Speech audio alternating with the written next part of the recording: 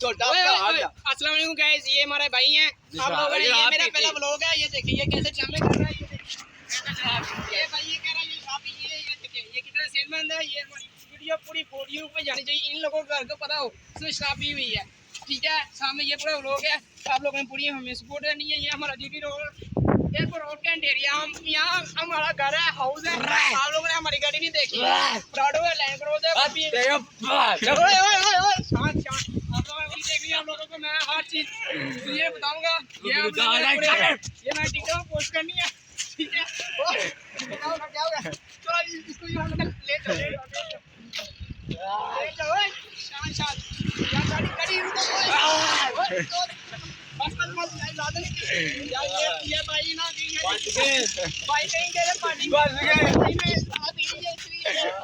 नहीं पीता। ये भाई ने ज़्यादा पी लिया इसलिए इसको कर दिया। सपोर्ट करनी है। ठीक है वाले भाई का